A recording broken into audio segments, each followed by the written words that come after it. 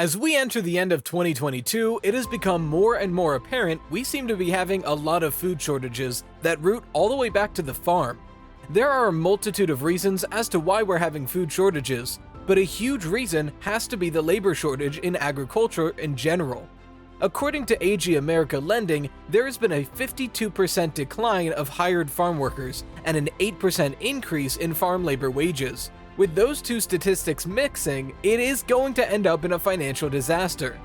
Other issues that have been hindering the normal processing of crops and such has been a chemical shortage.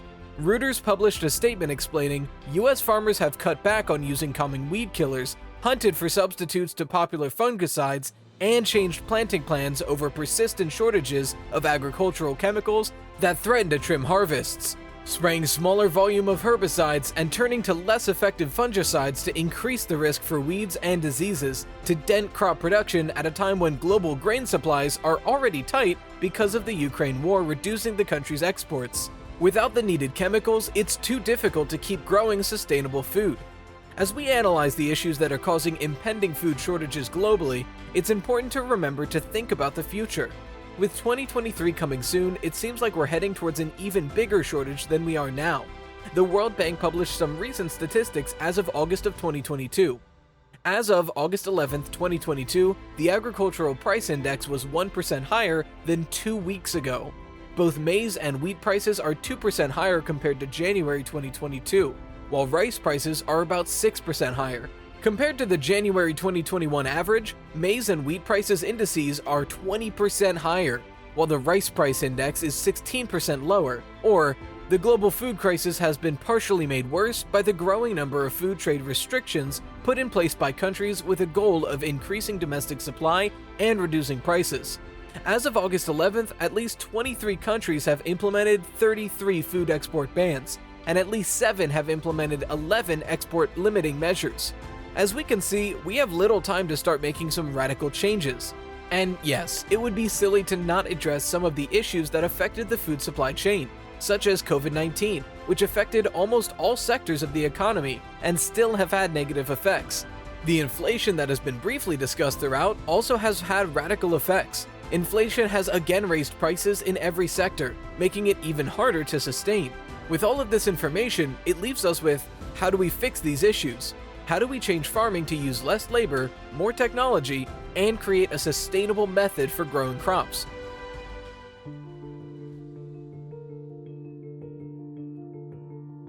One word, agrivoltaics, aka APV, is also known as a perfect combination of solar panels and plants on farmland. APV actually looks like a canopy of solar panels where crops grow underneath it. There were originally some issues people liked to point out with agrivoltaics, like there were too small of patches in between, so only certain crops can grow there, and only small animals can be cattle, which really would limit the amount of farming agrivoltaics could produce. But then, farmers figured out a subtle way to fix these issues. They decided to flip the solar panels vertical to be able to produce more crops and more power. The position of the solar panels is the most optimal because it gives more room to grow more crops, because the extra land would allow more space. With the extra space on the ground, this would also allow more and bigger cattle, which again, this could help with the sustainability of agrivoltaics. To create the vertical angle, they've been putting the solar panels on stilts to give them even more height, for more ground activity. To make these taller solar panels more optimal, they use actuators. What are actuators, you might ask? That's a great question. An actuator is a mechanism that allows the solar panels to rotate so they get all the angles of the sun, gathering every bit of energy the solar panel can. However, there is such a thing as the light saturation point. The light saturation point is the point in which a plant can't absorb any more light. Promix explains it as, where the light intensity does not increase the photosynthesis rate is called the light saturation point. If plants aren't protected from the sun, depending on the type of plant, a plant can actually sunburn. If you've had a houseplant where the leaves turn a bright green to a brownish yellow, your plant got sunburned. The difference between a human sunburn and a plant sunburn is a plant sunburn cannot be recovered. The color will stay that way. APV's importance is more pressing as one might see it. As our globe approaches bigger and bigger climate change issues, we need a solution that can help reduce the emissions we see as a society keeps mass producing. A great statistic that kind of summarizes the issue's urgency is 1/3 of global greenhouse gas emissions caused by human activity can be attributed to the way we produce, package, and process food. If that information isn't eye-opening, in the OSU study, it was found that 1% of American farmland to agrivoltaics could meet the entire US national renewable energy target. Agrivoltaics would revolutionize the way farming continues by helping us towards the goal of a cleaner world, along with perfecting the farming process to be more efficient. This pushes us to our next big point. Why are agrivoltaics so important? But first, if you're enjoying the future of a cleaner and more efficient agriculture, give us a thumbs up to let us know we're doing a good job. If you're a fan of informational content, please hit subscribe to see more of our videos. Okay, back to the content.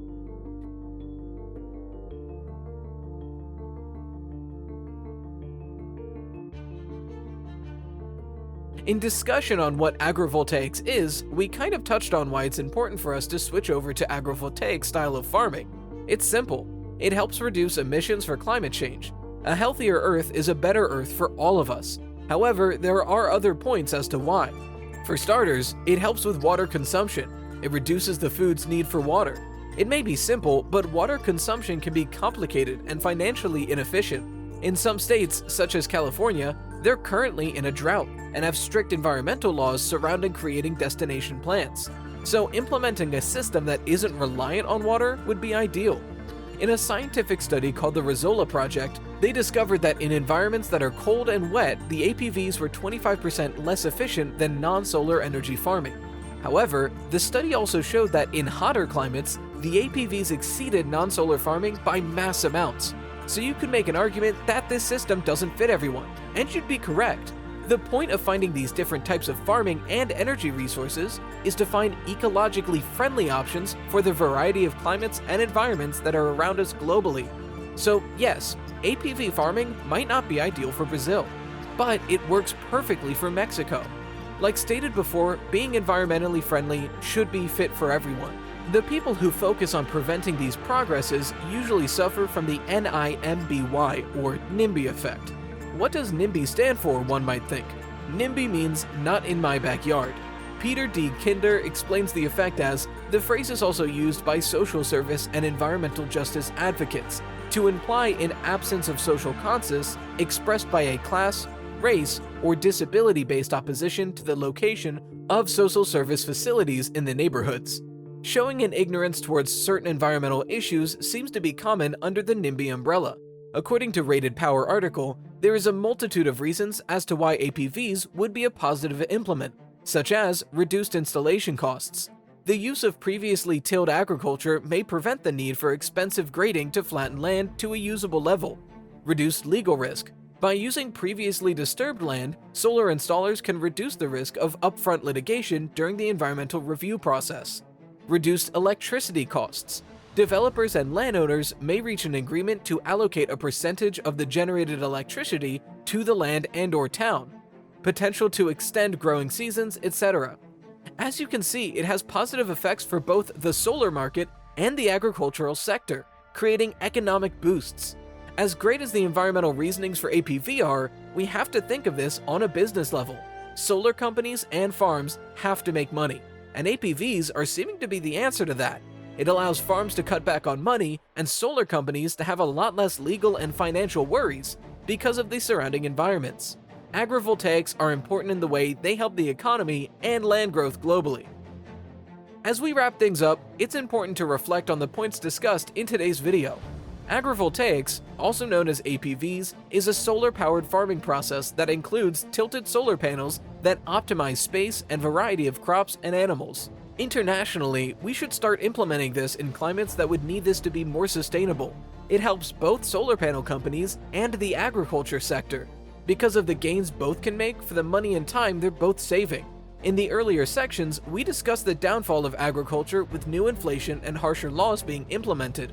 Having something that benefits the cleaner energy programs and helps cut costs of labor and material would be overtly important to farming in general. Yes, this process may not work for every single state or country, but it could help bring some of the struggling locations a process that works for them, that doesn't emit tons of gases or work people to the bone. Solar panel has already been criticized in a way, for the fact that in certain areas it isn't as sunny. But like we keep emphasizing, there are different environmentally safe options that might be more applicable for those certain locations. Being able to cut electricity costs is huge for farming because of their reliance for machinery and other tools that require it. This could be an entire 180 for them financially, maybe even saving future farms from having to close. Nearing the end of this video, we hope you thoroughly enjoyed the content we discussed today. In your personal reflection, please leave us a comment discussing the pros to agrivoltaics for the entire farming sector. Or leave us a comment explaining why APVs might not be the best choice for certain areas. We're always interested in what you have to say. If this video made you think about the future of agriculture and why we could possibly be headed into more dangerous territory when we ignore environmentally safer options, leave a like. If you want to see more engaging content like the video we produced today, please, by all means, hit that subscription button and hit the bell to be notified when we post more thought-provoking content. Thank you again for watching.